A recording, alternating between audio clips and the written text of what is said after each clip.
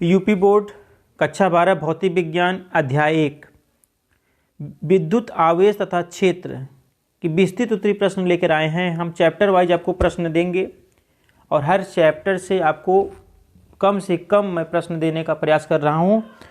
और अगर आप इन प्रश्नों को पढ़ लेते हैं तो 2023 का जो एग्ज़ाम होगा उसमें आपको बहुत ही हेल्प मिलने वाला है। कम क्वेश्चन पढ़कर अधिक अंक कैसे प्राप्त करें, आप हमारे वीडियो को ज़रूर देखिएगा। और सबसे अच्छी बात यह है कि मैं इस वीडियो में चैप्टर वाइज दूंगा और आप चाहे अपने नोट्स से पढ़ रहे हों, चाहे आप कोई क्वेश्चन बैंक लेके पढ़ रहे हैं, हर जगह ये प्रश्न आपको देखने को मिलेगा। और मैं ऐसे प्रश्न को शामिल किया हूं जो कि ये प्रश्न एग्ज़ाम में बार बार पूछे गए हैं और इस बार एग्ज़ाम में आने की संभावना 100% है। कम से कम प्रश्न देने का मैं प्रयास किया हूँ, चैप्टर वाइज दूंगा। उसके बाद विस्तृत उत्तरीय प्रश्न के बाद मैं आपको अति लघु उत्तरीय, लघु उत्तरीय और साथ ही साथ न्यूमेरिकल भी दूंगा। तो पहले मैं जो प्रश्न दे रहा हूँ सिर्फ आप उन प्रश्नों को तैयार करते जाइए, कोई भी प्रश्न छूटेगा नहीं परीक्षा में, ये मेरी गारंटी है। आज मैं पहला वीडियो लेके आया हूँ कक्षा 12 ये भौतिक विज्ञान का पहला चैप्टर है जिसका नाम है विद्युत आवेश तथा क्षेत्र। चलिए मैं क्वेश्चन को दिखाता हूँ आपको। मैं क्वेश्चन दिखा दूँ कि ये देखिए विस्तृत जो प्रश्न पूछे जाते हैं वो 5 अंक के होते हैं। और ये जो प्रश्न नंबर 1 है, प्रश्न नंबर 1 आप देख रहे होंगे, किसी विद्युत द्विध्रुव के कारण अच्छी स्थिति में किसी बिंदु पर विद्युत क्षेत्र की तीव्रता का व्यंजक ज्ञात कीजिए।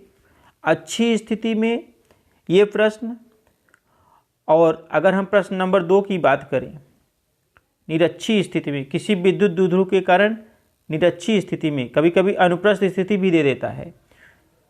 तो अच्छी स्थिति अगली बार एग्जाम में आ चुका है, सबसे ज़्यादा प्रोबेबिलिटी बनती है निरक्षी स्थिति की। इस बार 100% चांस है इसके आने की। लेकिन आप करिएगा क्या, अच्छी स्थिति और निरक्षी स्थिति, अच्छी स्थिति और निरक्षी स्थिति दोनों पढ़ के जाइएगा, यानी ये वाला क्वेश्चन और साथ ही साथ क्वेश्चन नंबर 2, ये दोनों प्रश्न पढ़ के जाएंगे तो आपको एक प्रश्न जरूर मिलेगा। इसलिए मेरी सलाह रहेगी कि आप जो है दोनों प्रश्न पढ़ के जाइए।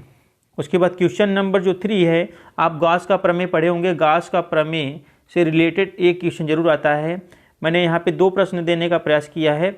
अगर आप इन दोनों प्रश्नों को पढ़ेंगे तो गॉस के प्रमेय से एक क्वेश्चन, अच्छी और निरक्षी से एक क्वेश्चन, यानी इस चैप्टर से 2 विस्तृत उत्तरीय प्रश्न आपको 100% मिलेंगे। तो जो प्रश्न नंबर 3 है गॉस प्रमेय से, वो क्वेश्चन है वैद्युत स्थितिकी में गॉस की प्रमेय का उल्लेख कीजिए।